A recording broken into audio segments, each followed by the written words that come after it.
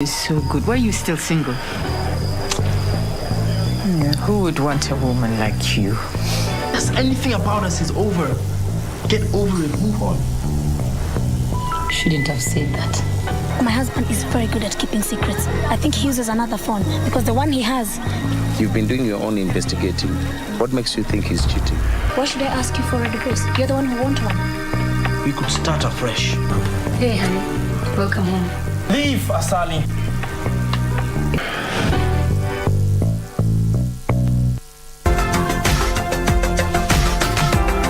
Is it normal to have suicide thoughts?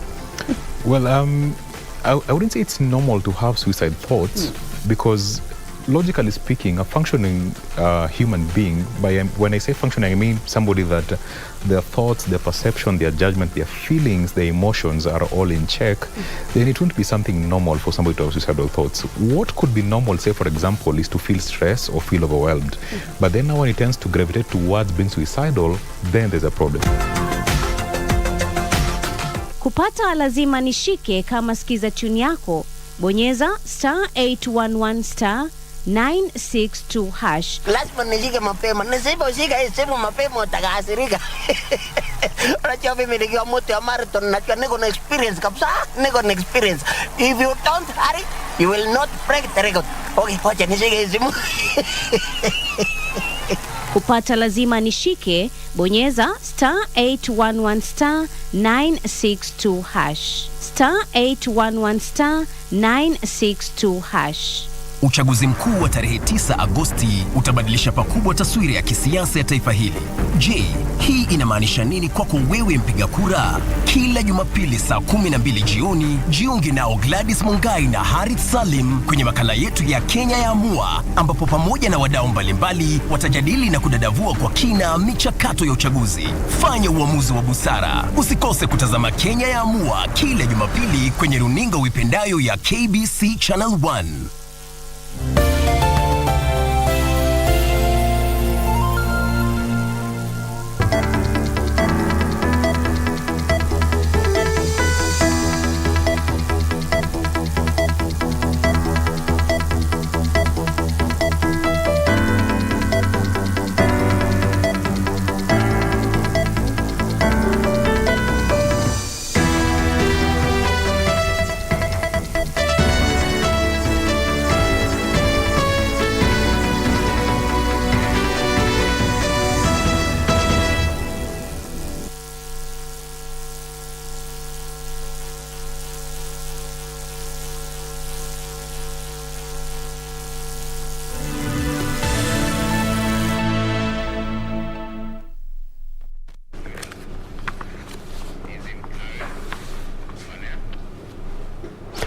Saturday the 14th day of May 2022. Good afternoon. This is KBC Lunchtime News on a very busy and instrumental day. We are expecting a number of events today. Kenya Kwanza is expected to name a running mate any moment from now, and the Nairobi Expressway is officially now commissioned to be used by the general public. Good afternoon. My name is Njue, and Lucy Maura will be our sign language interpreter on the bottom right of your screen.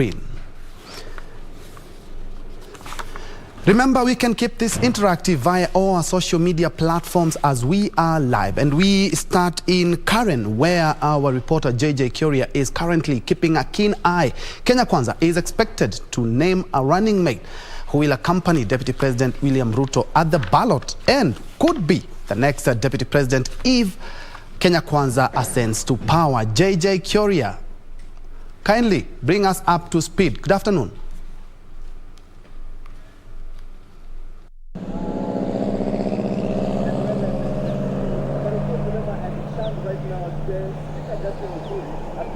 Thank you, Ben Troy. We're live from the current residence of the Deputy President, obviously from the entrance of the Deputy President's residence, because today is a major day for the Kenya Kwanza coalition. Is when they unveil the running mate for Deputy President William Ruto. From 9 a.m., leaders have been trickling in, obviously leaders allied to the Deputy President that belong to Kenya Kwanza, UDA, ANC, Ford Kenya, Chama cha Kazi, DP party and the other parties that have signed up to Kenya Kwanza, trickling in here for that very important decision of who will deputize William Ruto, or rather who will be the running mate of William Ruto. Now, there have been several names that have been mentioned as the favorites for deputizing William Ruto, and that is Rigathi Gachagua, the Member of Parliament for Madeira in Njue County, the member of the Senator for Tharaka Nithi, that is Professor Abraham Kithure Kindiki, as well as the Governor for Kirinyaga, Anne Waiguru. And that is where the battle is up until now. We don't know who the coalition has settled for, but we will await for that very important presser. Now, that presser was scheduled to be at 1.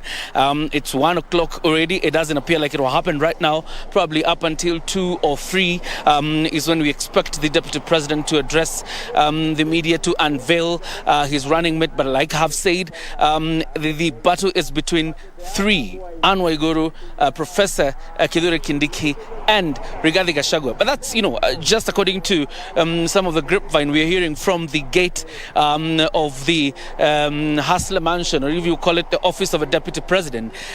Could be the Deputy President plans to swing a surprise. But I can confirm to you quite intense negotiations happening inside here, obviously, as the members debate and talk to see who is best to deputize the Deputy President in the upcoming elections. And I think things have changed over time because it appeared like Rigathi Gachagua was a favorite.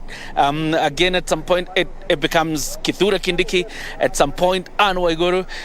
But these are the 3, at least, that we have had are likely to deputize the Deputy President. But who are the favorites? Those are the numbers, the 3 of them, Professor Kithure Kindiki, Rigathi Gachagua, and Anne Waiguru. And I'm sure in about 2 hours we will be able to know about who will be unveiled today. The Deputy President's schedule is quite tight because he was scheduled to attend the funeral of his son, of the nominated MP Sankok. But clearly, looking at how times are going, probably he may never make it to that burial because he has to deal with what is happening here. Intense negotiations as he tries to identify the running mate for the Kenya Kwanza coalition. Probably going through the deal because you've seen details of the deal that Kenya Kwanza signed. It appears like UDA will take the presidential slot as well as the running mate slot, and then probably these other positions will be divided amongst partners of the Kenya Kwanza coalition. But it is clear that it will be Deputy President running on a UDA ticket for president, and then his running mate also coming from the United Democratic Alliance Party, that is UDA. So that's all we have for now. Probably in 2 hours we'll have more details as regards who Kenya Kwanza has settled for as a possible running mate for Deputy President William Ruto in the August elections. Thank you so much, JJ Kyoria. He's coming to us live from Karen, where we expect the Kenya Kwanza to announce the name of who will deputize Deputy President William Ruto in the 2022 succession politics. Of course, we expect a paradigm shift in the politics of Kenya, but we'll be keeping a keen eye on that. And as soon as that presser begins, we will be crossing over to Karen for more. Away from that, implementation of the 100% transition to secondary school is posing a challenge to both parents and school heads. Several schools have since reported cases of learners turning up for admission without basic boarding requirements and school fees, with Kandika girls in Migori County recording the highest number of needy cases. Andrew Okello reports.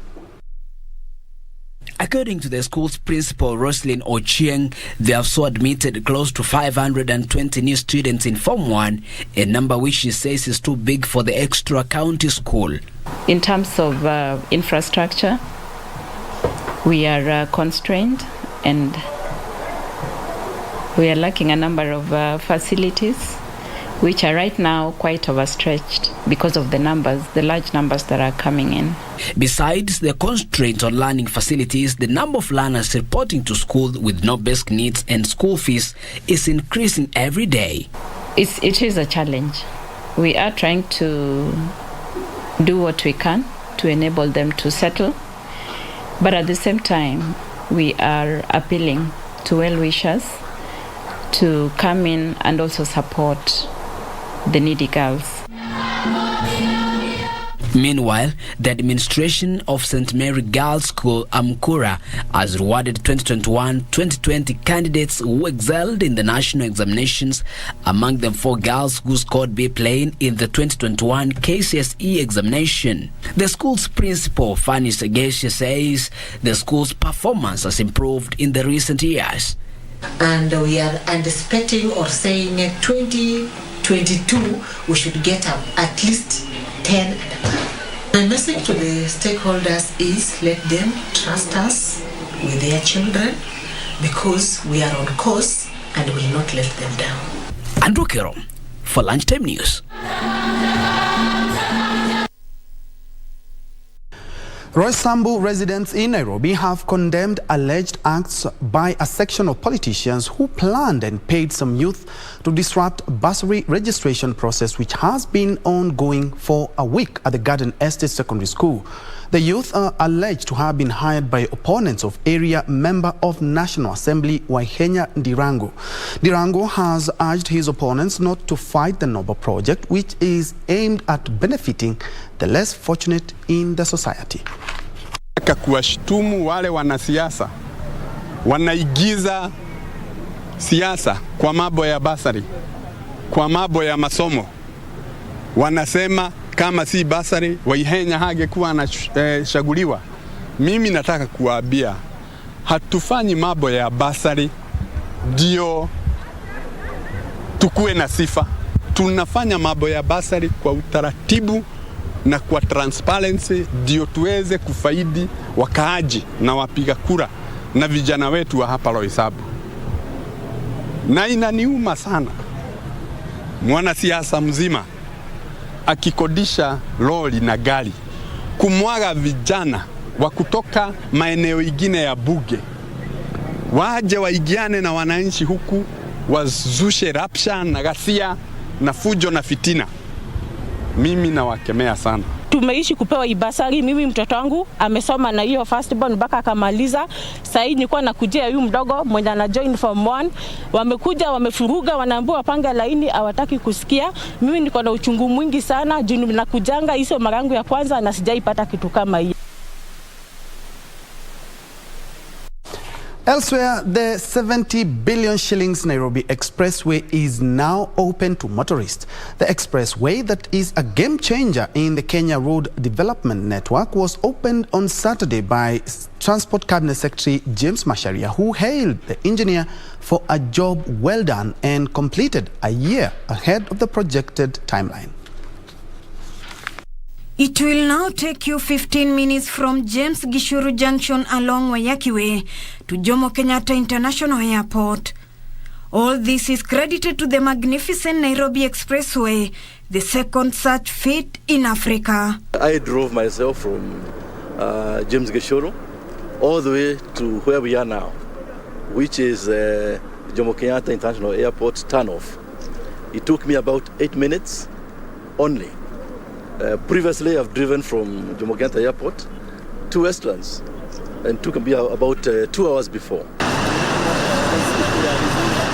Speaking while on an inspection tour, Transport CS James Macharia urged Kenyan motorists to use the road in order for the government to recoup the money used for its construction through toll fees. That will depend on how many vehicles come on this road.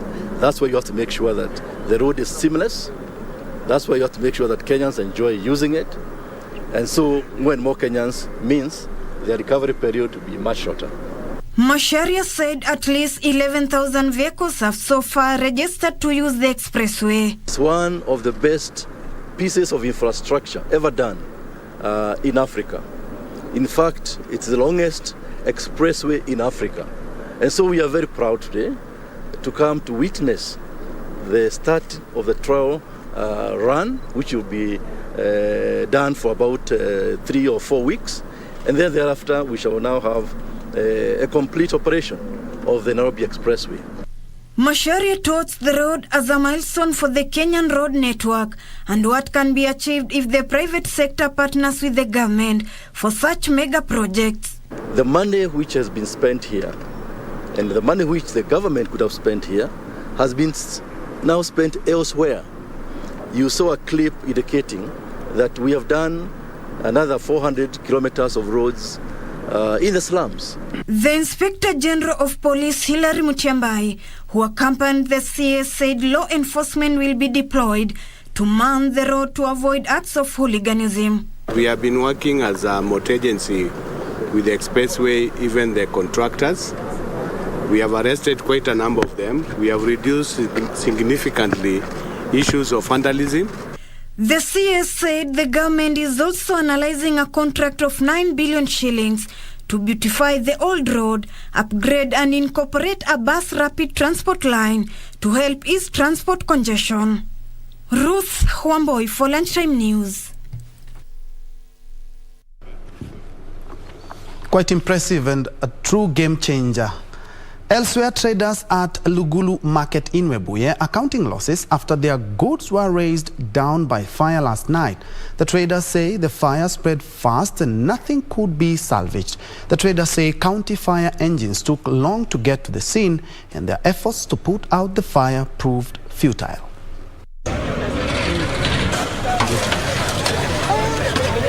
Kuja kufungua hoteli, kufika nafika hapo nilipata hapo kijana mwingine akaniambia aki mama pole. Sasa nikashindwa kuelewa ni nini kinaendelea, si kuelewa. Baadaye ndio akaniambia kuna vipande zenu hapo mbele simechomeka. Jumatano ndio nilikuwa nimeleta tu hizo nguo mpya pamoja na jamba za shule za watoto. Kwa hivyo vyote vimeungulia ndani, hakuna hata moja imetolewa. Tunaomba serikali mahali mlipo wafanye kazi wanajitoza pesa zao. Lakini kama nyinyi mnaweza kusaidia hawa mama wa baba wenye wanaweka hapa vitu kwa vipanda, muwasaidie ili nyanya zao vitu vyenye vimekuwa hapa wapate kuvirutisha na waendelee na biashara yao. Let's now shift focus to matters politics, where a section of leaders from Kajiado County allied to Azimio la Umoja One Kenya Coalition Party have dismissed the six-piece voting pattern being fronted by Jubilee, saying it is against the tenets of democracy. Several politicians who lost the party's ticket through consensus say locals should be allowed to decide on the kind of leaders they want. A cross-section of Kajiado County politicians allied to Azimio la Umoja One Kenya Coalition Party is dismissing the six-piece voting pattern in the party. Sijakigura chama cha Jubilee. Mimi ni member wa Jubilee, nina pigia debe Mheshimiwa Raila Odinga kama rais, ninapigia debe Daktari David Ngedianye kama governor ambaye ana tikiti ya Jubilee. The group says locals should be given an opportunity to elect development-oriented leaders and no one should be pushed down their throats. For somebody to sit in a corner and say that we cannot give Governor Ngedianye a ticket for Jubilee and give Keton because he comes from the same class, it's quite unfair. Meanwhile, Kitui gubernatorial aspirant Dr. Julius Malombe has promised residents of solving perennial water challenges if elected the governor in the August 9th elections. Wakati wangu wa pili kurudi kwa kiti cha gavana, na kitu cha kwanza nitafanya ni ile miradi ambayo tulianzisha lakini yule gavana ambaye alikuja hakuendeleza. Watu wameniambia na mimi niko tayari kumaliza hiyo miradi na vile vile nataka kufanya miradi ingine. Dr. Malombe was given the green light by political parties, a dispute tribunal, to contest on a Wiper party ticket. However, former Kenyan ambassador to Uganda, Kiema Kilonzo, is said to be contemplating moving to the High Court to appeal the ruling by the political parties tribunal on the allegation that the former governor was issued the Wiper party certificate through the back door. Elsewhere, Democratic Alliance Party members in Busia County have opposed zoning plans by Azimio la Umoja One Kenya Alliance Coalition Party in the county, led by Busia Deputy Governor Moses Mulomi and Norbert Wangwalwa, who are eyeing the Busia gubernatorial seat and Butula parliamentary seat respectively. The leaders urged party leader Raila Odinga to stop endorsing ODM aspirants but allow voters to decide their preferred candidate. Support His Excellency the fifth president, lakini kwa hizi viti zingine zote sisi tutaendelea mpaka mwisho. In Kakamega, DAP Kenya leaders have dismissed claims by a section of members that some aspirants are in various elected positions under the party were denied certificates in favor of ODM aspirants who are allied to the Azimio la Umoja One Kenya coalition party. The leaders urged ODM members in the region to work together and help Raila Odinga garner more votes in the August 9th general elections. Sisi hapa chini tutaendelea kumtafutia kura kama presidential candidate wa Azimio. Kwa hivyo DAP tuko tayari na we shall play our role kama DAP cluster Kakamega County na atapata kura mingi sana hapa Kakamega. Finally, leaders from Mount Kenya East region have called for peaceful campaigns devoid of violence.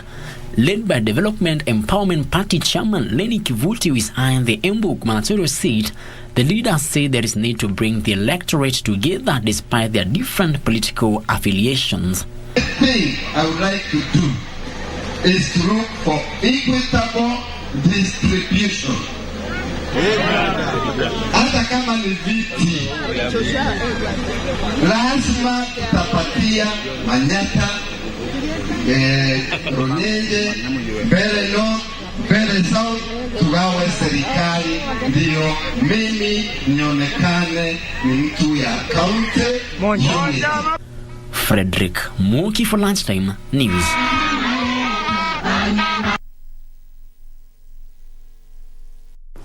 And now let's cross over to Westlands, where the Democratic Party of Kenya officials who had launched a case against their party joining Kenya Kwanza Alliance are currently addressing the press. Let's first of all listen in.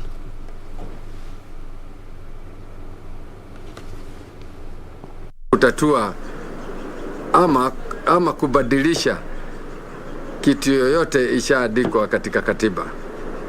Vile wakufanya hivyo, tukaona ni lazima tuingie kwa tribunal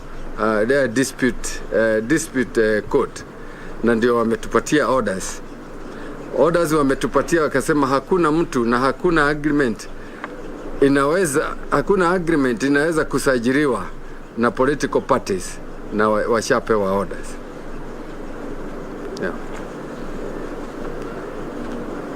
Pia tungetaka kuwauliza watu wetu, manake tulikuwa na candidates, tulikuwa na MCAs, tuko na MCAs, tuko na members of parliament, tuko na governors, tuko na MPs. Wote walishangaa kwa nini tulipitisha hatuendi kwa coalition yoyote, na wanashindwa manake wameinvest time yao, wameinvest pesa yao, na wanashindwa watafanya nini, kwa sababu tunaangalia mtindo ile iko katika Kenya Kwanza ama muungano wowote. Wakinja wanasema wanaweza kuamua wewe hutasimama.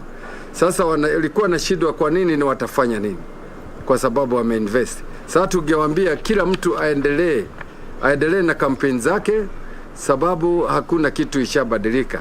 Ni vile tulipitisha pale tarehe 20 mwezi wa Februari katika Bomas of Kenya. Thank you. Until when are you giving the party leader to make his decision pertaining whether to remain the party leader or you nullify his leadership? Those are some of the officials from the Democratic Party who had launched a complaint at the political parties dispute tribunal, objecting decision by National Assembly Speaker Justin Muturi to drag the party into the Kenya Kwanza Alliance. They say that everything remains as they had agreed in February the 22nd. We will be keeping a keen eye to see how that pans out, and definitely in our subsequent bulletin we will have a much comprehensive report. In other news, a soapstone carver has died after the quarry he was working in collapsed at Nyabigena in South Mogirango constituency. 3 other artisans were rushed to the nearest Tabaka Mission Hospital in critical condition. Area Deputy County Commissioner Samuel Towet confirmed the incident and ordered a stop to further quarrying until the administration from 2 levels of government, artisans and the neighboring families chart the way forward.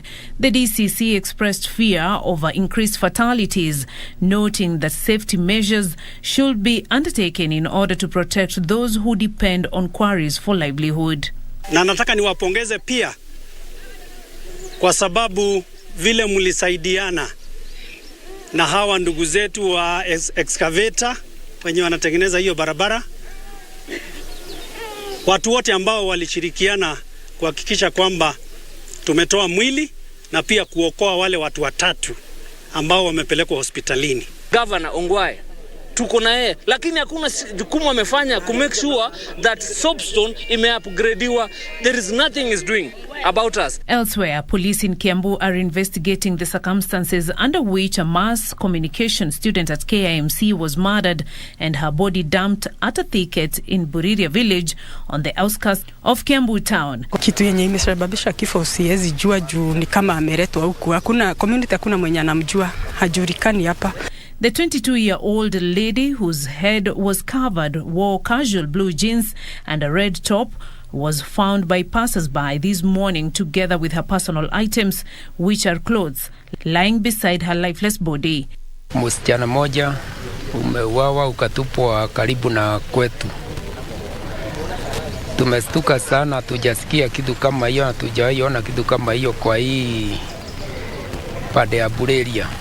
According to eyewitnesses, the victim, whose ID card reads is from Laikipia, had knife stabs on the back, and there seems to have been a struggle which had ensued, occasioning the incident that has left the residents shocked and perplexed.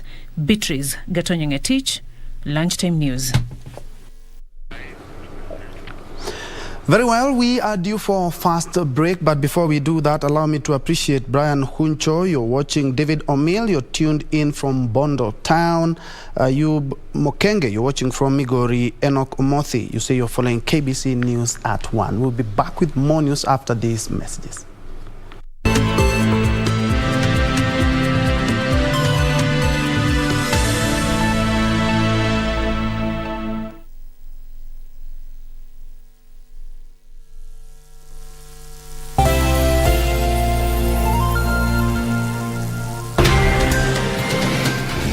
Heard of them.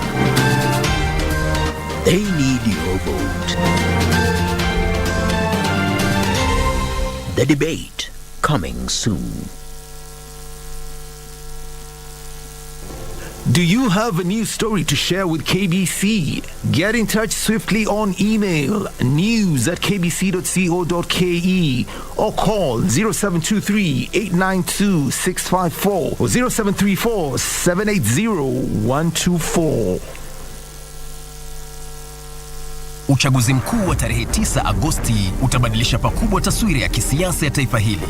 Je, hii inamaanisha nini kwako wewe mpiga kura? Kila Jumapili saa 12 jioni, jiunge nao Gladys Mungai na Harith Salim kwenye makala yetu ya Kenya ya Amua, ambapo pamoja na wadau mbalimbali watajadili na kudadavua kwa kina michakato ya uchaguzi. Fanya uamuzi wa busara. Usikose kutazama Kenya ya Amua kila Jumapili kwenye runinga uipendayo ya KBC Channel 1.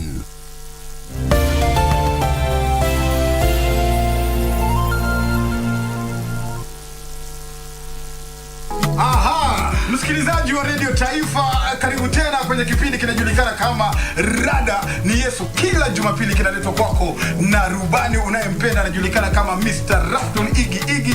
Ungana nami kila Jumapili kuanzia mida ya saa 12 mpaka saa 1 usiku. Kuna muziki noma sampulia hii. Najua nitaona mazuri. Mwambia mpenzi msikilizaji, ni kunang ni kukaskush. Kila Jumapili ninakuletea miziki za mavijana. Kama wewe ni kijana na unataka injili kamili, utaipata hapa. Tuonane Jumapili hii. Sauti ya Kenya.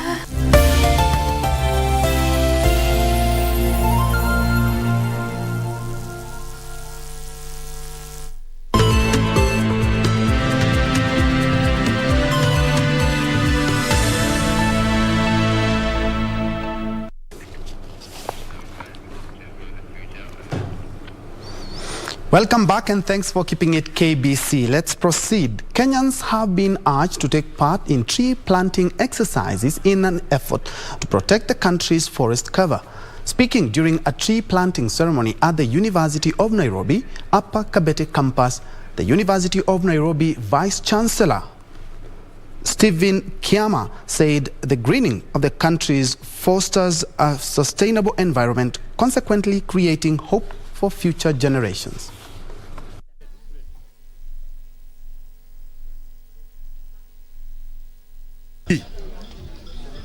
You actually admit or accept that there is hope. Because you know, it is rare that you get the shade from this tree yourself. It is others who will come after you. So when you are planting for the future generations. And you are accepting that you are not the head. There are others who are going to come after you. Okay? So you are taking an act that is securing a future, not only for yourself, but for others and for the entire planet. The droughts are becoming more than we have seen them in the previous years because we have actually cut down most of the trees. If you look at Kenya, driving all the way to Nakuru, you can see a lot of naked hills. If we could cover those naked hills with trees, there will be a better impact for the environment than if we leave them naked.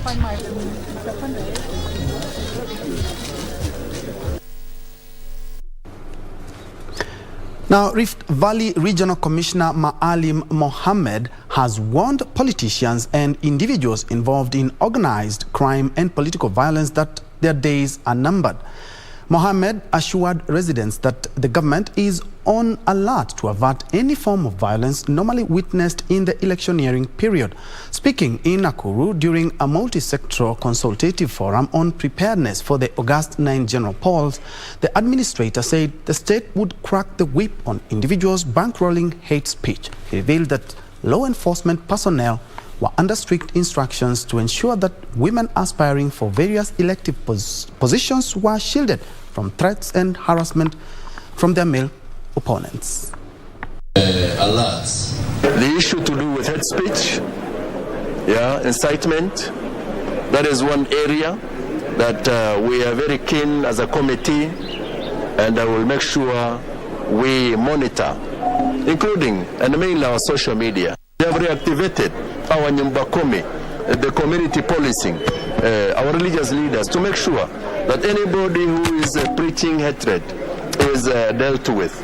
Sexual and gender-based violence has always been a concern on the part of our women, the ladies who are aspiring for various positions. We want to assure them that we are aware of this and we'll give them all the necessary protection and support. Now listen to this. Members of the Bukusu community in Ndelegwa area of Bungoma have forcefully circumcised a middle-aged man who is said to have dodged the cut for years. The man, who is married with 2 children, was cornered and taken through the ritual. Business came to a standstill along the Webuye-Malaba highway. One would mistake this for a political rally, except that it's not. Bukusu circumcision songs rent the air, an indication of the traditional circumcision season. Wafula Nemsonge, a husband and father of 2, however, found himself on the wrong side of this church crowd for skipping the much-touted Bukusu tradition when young, circumcision. The man was taken to the river early morning where mud was smeared on his body, with the church crowd vowing to ensure he undergoes the cut. Ameokopa kutahiriwa lakini tulipata na siku yake ni leo. Unaona huyu mtu alitoroka karibu miaka 50 na kitu mbele. Sasa ndo amekuja tunataka tukate yeye. The Bukusu circumcision season has kicked off after its calendar was affected by the COVID-19 pandemic in 2020. Nancy Okware, Lunchtime News.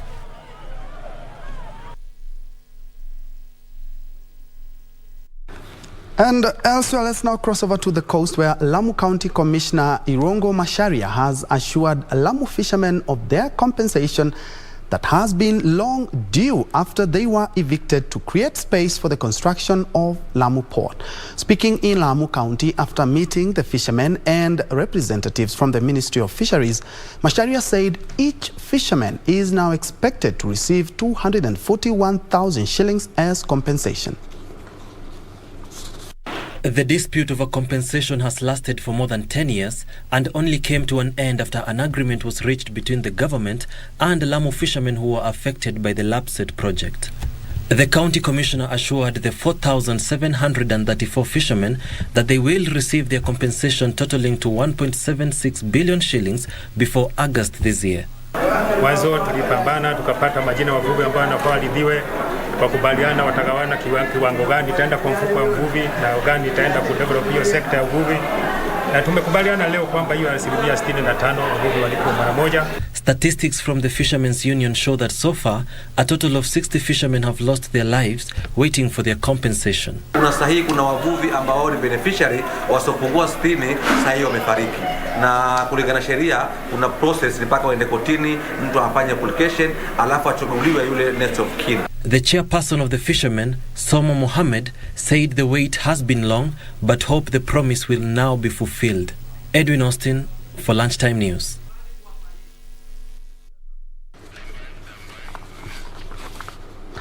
Politicians have been warned against inciting members of the public against ongoing operation to flush out individuals who have encroached the 500-acre Makungu Block 5 forest in sub-county Trans Nzoia. Speaking in Kitale, Trans Nzoia County Commissioner Samson Ojwang maintained that the government, through security agencies, would not relent its efforts, whose main objective was to safeguard all gazetted forests in the county. He added that the security operators were hunting down about 50 individuals accused of leading villagers to the forest.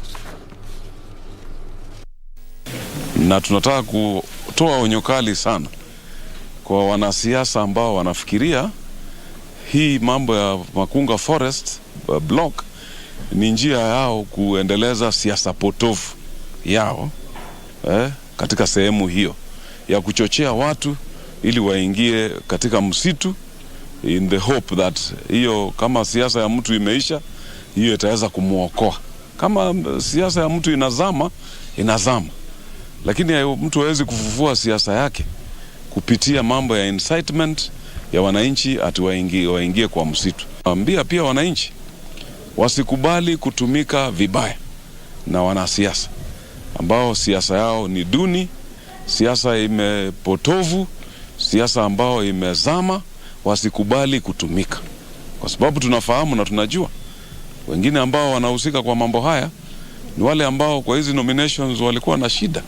So wale ambao wanasiasa tunawachunguza kwa sasa, ambao tuko na habari wamehusika kwa kuchochea wananchi, hatutachukua tu hatua kwa wale wananchi peke yake, bali wale wanasiasa pia ambao wanahusika kwa uchochezi.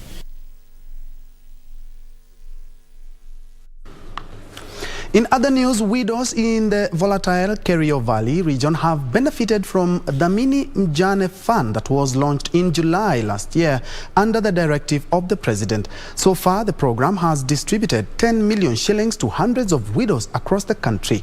The Ministry of Public Service, Gender, Senior Citizens and Special Programs Chief Administrative Secretary Lina Jabi officiated the launch of the program in the Kenya Medical Training College campus in Iten, Elgeyo Marakwet County. Widows of conflicts in the volatile Kerio Valley are among beneficiaries of the fund, which is given in form of zero-interest loans. The loans are given to groups of widows who are going to use the loans to start and expand their businesses, including value addition of their farm produce.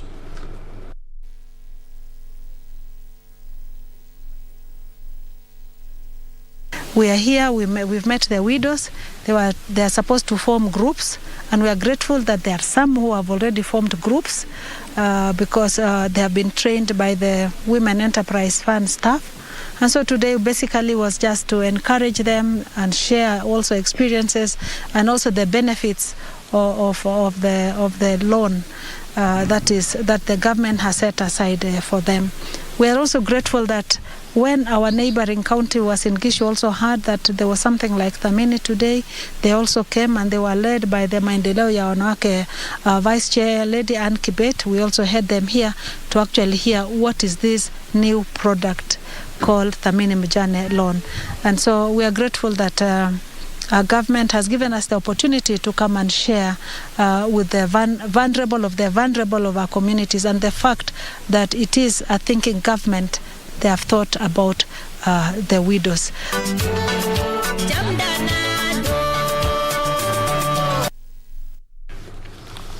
Elsewhere, contraceptive preference rate in Nyamira County is now at 90% thanks to the availability of services at medical facilities in the area. The County Director of Public Health, Dr. Geoffrey Nyabuti, says all facilities in the area now have family planning services to avert society vices, including abortion. Dr. George Nyabuti, however, cited teenage pregnancies, burden, and a shortage of certain commodities as challenges the country is dealing with. We have been performing very well in family planning. Our uptake is around 90%, and all our private facility, our government GOK facilities are offering these services. Some of the challenges that our clients have come to inquire about was taking off some of the methods, whereby you get that clients sometimes like short-term methods, where we call them injectables. We do have long-term methods, which we normally advise our clients to take because they don't make you come back to facility in a short time, so that you can be able to come maybe after 3 years or 5 years.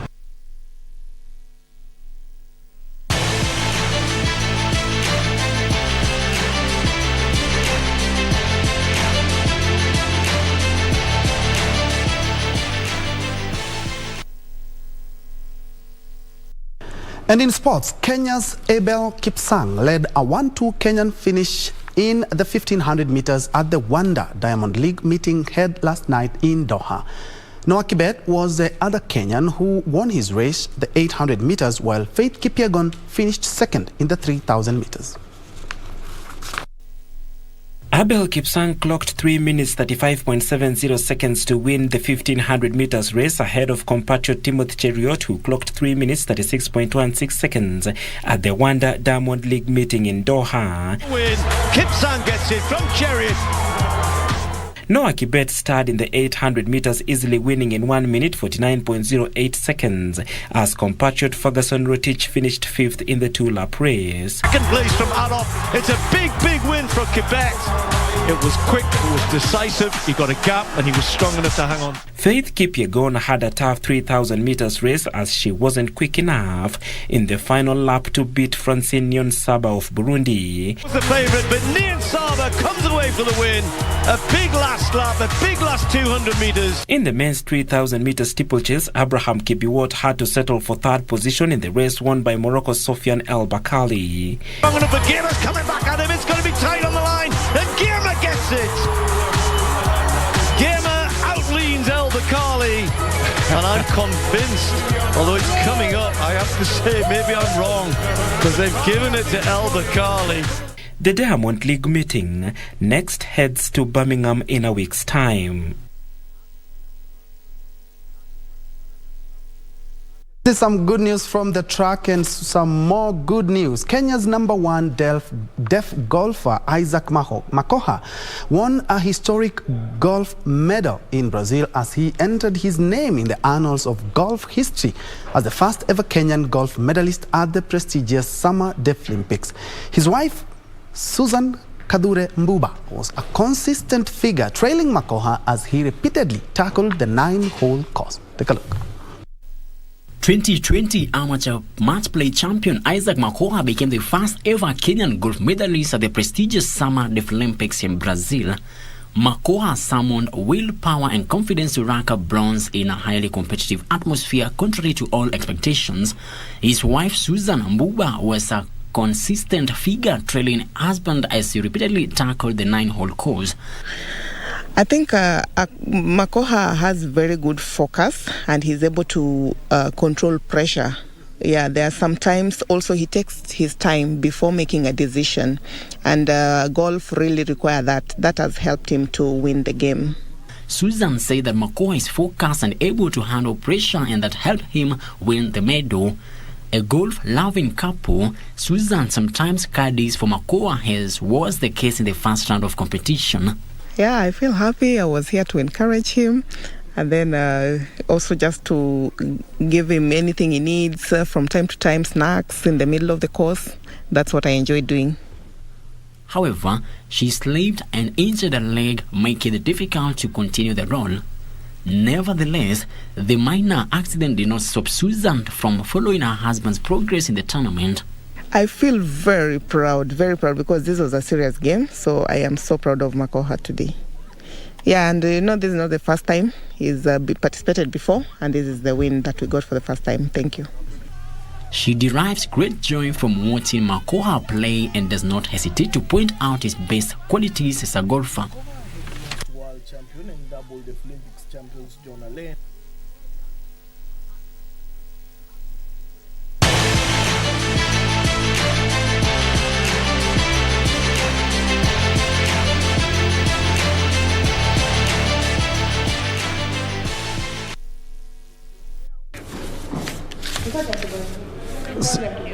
Mungenipatia at least 5 minutes.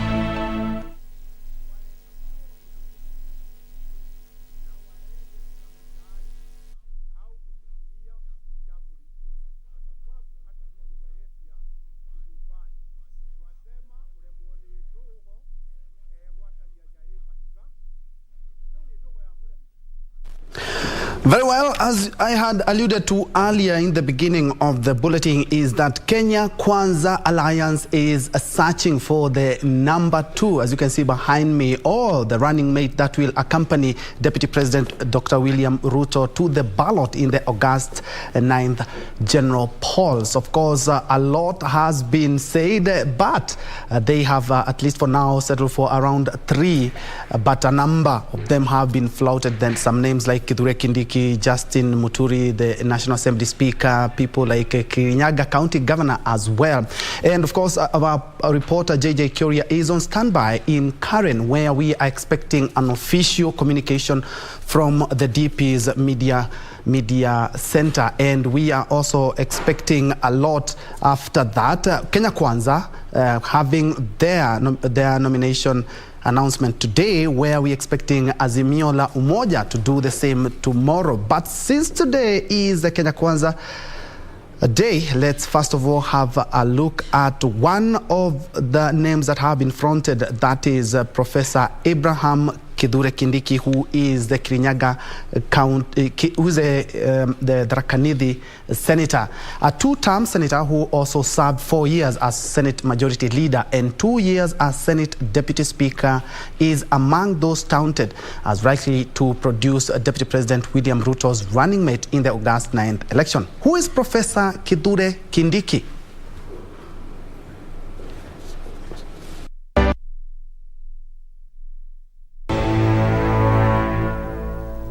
Professor Abraham Kindiki Kithure was born and raised in Tharaka in Tharaka Nithi County.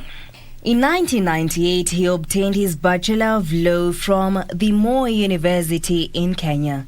In 2000, he obtained a Master's of Law in International Human Rights Law and Democracy from the University of Pretoria, South Africa.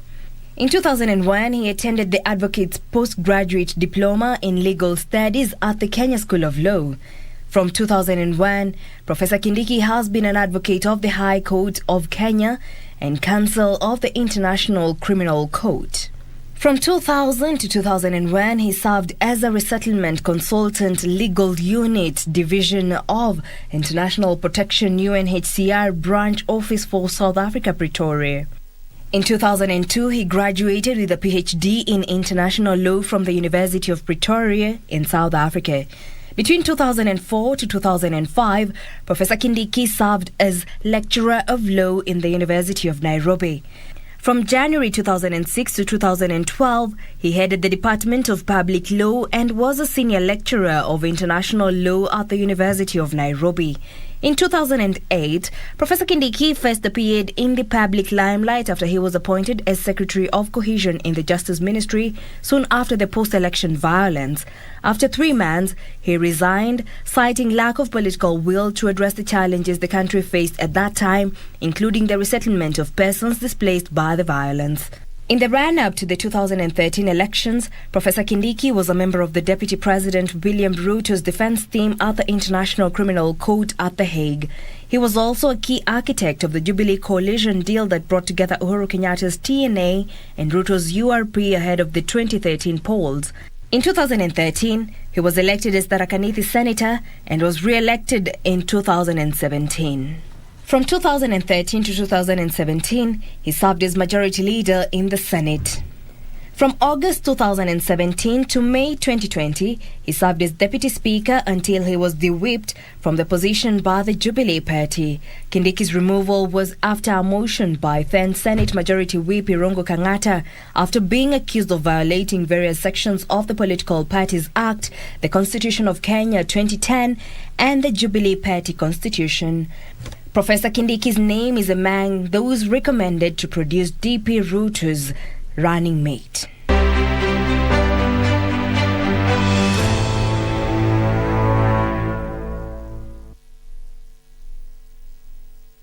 That's a brief history of Professor Abraham Kithure Kindiki. Here's from the Mount Kenya East region.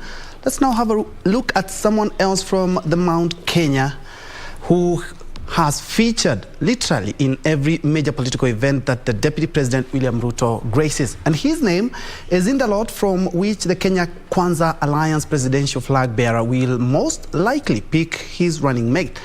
Will he? Mathera MP Rigathi Gachagua, a fierce and consistent defender of Deputy President William Ruto and his United Democratic Alliance Party. Will he be Ruto's choice? Here now is MP Gachagua's profile with Jacqueline Wambiru.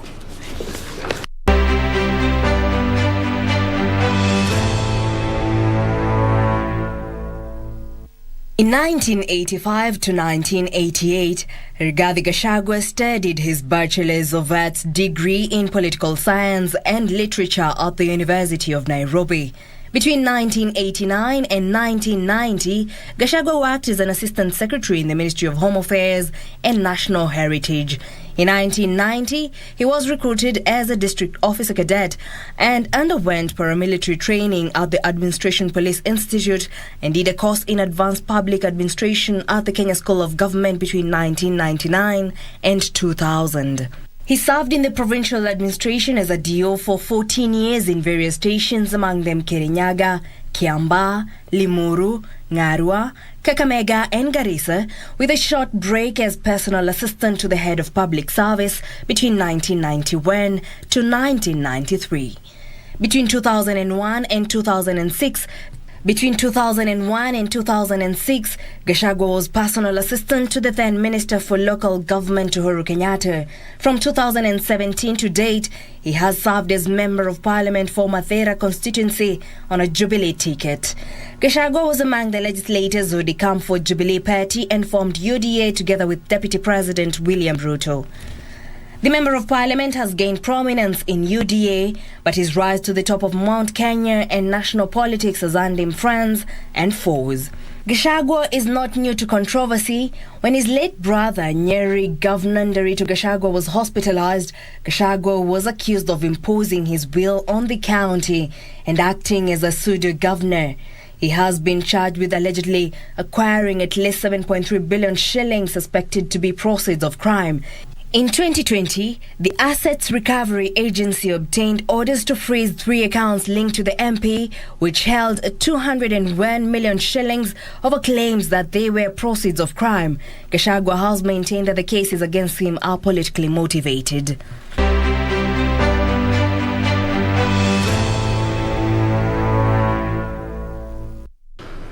Rigathi Gachagua there, from a public servant to a politician, and still from the Mount Kenya, at least according to the Constitution of Kenya, he is the country's number 3. Justin Muturi has served as the 7th Speaker of the National Assembly of Kenya since the year 2013.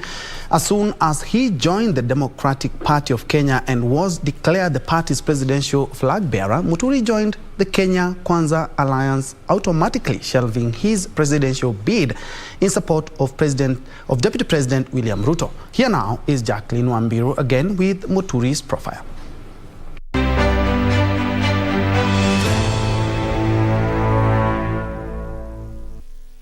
Justin Baden Njoka Muturi was born in April 1956. Muturi served in the judiciary for more than 15 years, leaving at the rank of principal magistrate in 1997. During his tenure in the judiciary, he was elected as the chairman of Kenya Judges and Magistrates Association. Muturi began his political career in 1999 when he was first elected to the 8th Parliament on a KANU ticket through a by-election following the death of Siakago Member of Parliament Silas Ita of Democratic Party.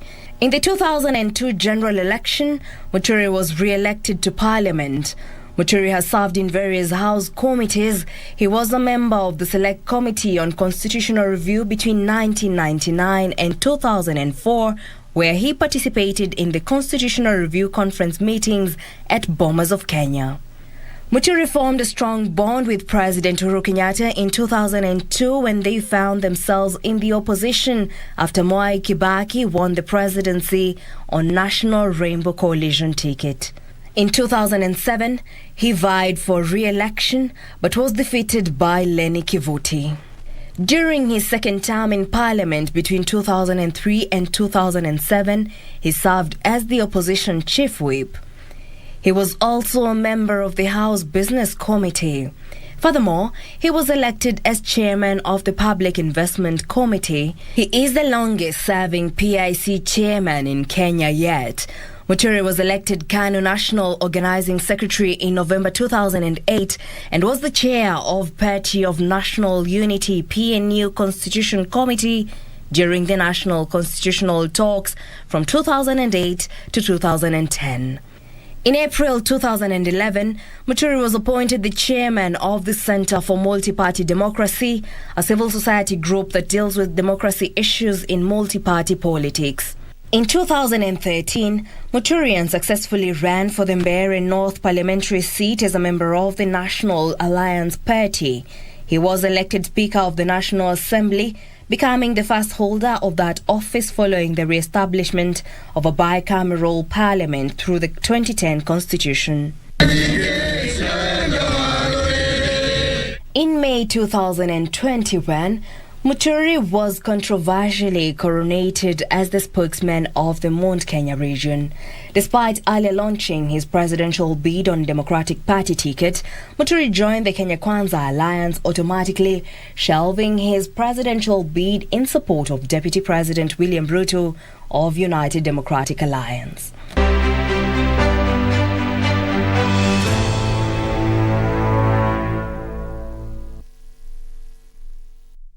Those are just some of the names that have been fronted, and we expect the official communication from the Deputy President residence in Karen. We have our very own JJ Kuria, who is keeping a keen eye on the same. Of course, the Justin Muturi has faced headwinds in his political party, Democratic Party, where some officials have objected how the party was dragged into the Kenya Kwanza coalition. Well, that's how we wrap it up. Remember, as soon as that announcement is due, we'll be crossing over to Karen for that. And how that will change the political matrix in the country, well, keep it KBC. Thank you so much for joining us. My name is Bentro. Njue Lusimora has been a sign language interpreter for this bulletin, as well as for the 3 profiles that we've just aired earlier on. Thank you so much for watching. Have a blessed weekend.